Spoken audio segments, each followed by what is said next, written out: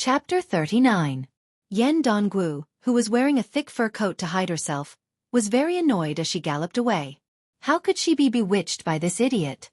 She had thought that there would be cavalry and retainers from the prince's mansion, but there was no sign of them after 20 miles out of the city.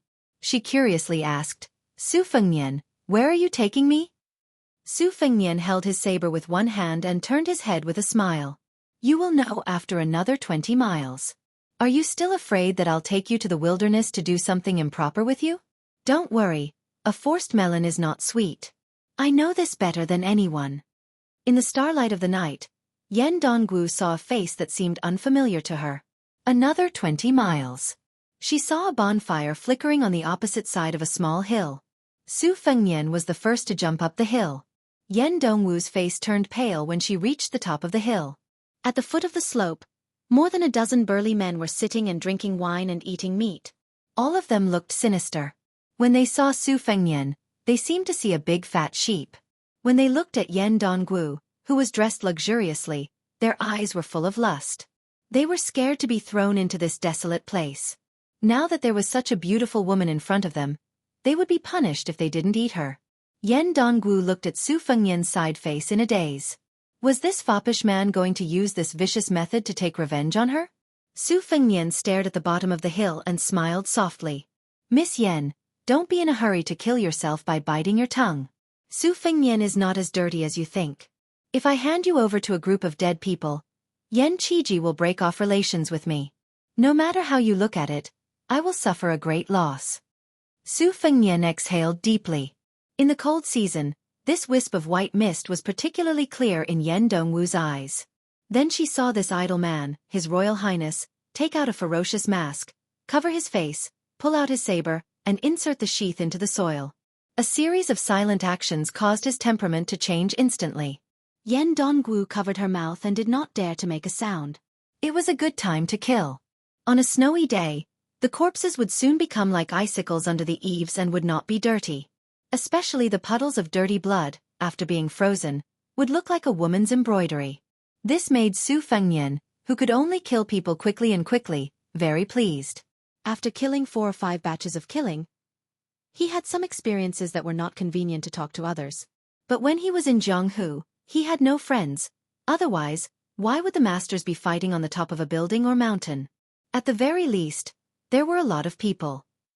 But he was actually pleasing to the eye. Her face is Yen, he was actually very pleased with her face. But her face and her face and her. He was actually was. Her face and her. So he. Yen. 4. Of her Yen he. Of he. With great difficulty, Su Fengnian finally had a rare spectator other than old Kuei. He felt that it was necessary to kill her more attentively, more decisively, and more ruthlessly. It would be best if he could scare her to death. The leader of the bandits gave them a look. They were not very willing to let 2 capable but not trusted men be the vanguard. They had heard that the machete man on the hillside who specialized in killing their peers was not gentle. The bodies were rarely intact. But the leader said that as long as they killed the one wearing the mask, they could have a taste of the little woman first. This made the 2 bandits, who had been holding back for too long, not even care about their lives. Most importantly, after they were mysteriously thrown here, they learned that as long as they killed the person who wanted to kill them, they would not be sentenced to death. Not only would they receive a large reward, but they would also be able to return to the army. It was a life-or-death situation. They were hot-headed. They did not care too much. Xiao Dong collided with a fine machete in a bandit's hand.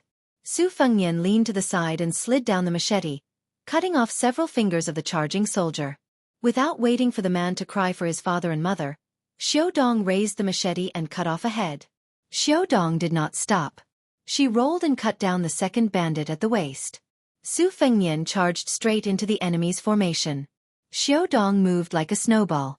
In just the time it takes for an incense stick to burn. Very few of their corpses were complete. Su Fengnian finally let out a long breath. The so-called one spurt of energy was very reasonable. The biggest taboo when using a machete was to mess up one's qi. He began to understand. Su Fengnian took off the fanged green mask covering his face. His qi changed again, and he returned to being that sloppy and handsome young master. He flicked his wrist lightly and threw the blood on Xiaodong's machete onto the snow. Then he carried the machete up the slope. Yan Dongwu, who was sitting on the horse's back, was trembling. She gritted her teeth and persevered, as if she was not willing to lose the noble and virtuous aura she had accumulated over the years. Su Fengnian glanced at her and wiped the Xiaodong's machete on her expensive fox fur coat, leaving a light mark. This rough action scared the golden branch and jade leaf into crying out in alarm. Her delicate body was about to fall. Su Fengnian did not scare this smart and blank girl. He put the Xiaodong's machete back into its scabbard. He walked a few steps and flipped onto the horse. He said softly, "Let's go back." 40 li back to the city. Su Fengnian was in the front. Yan Dongwu, whose riding skills were average, followed behind him with great difficulty. Su Fengnian, who was on the horse's back, spent most of his time with his eyes closed and breathing deeply. Practicing the machete and killing people were secondary. The real training was still waiting for him in the small courtyard of the prince's mansion. The guard at the gate opened his eyes wide and recognized His Royal Highness.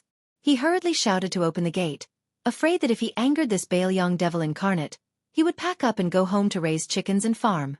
Su Fengnian sent Miss Yen to the governor's mansion.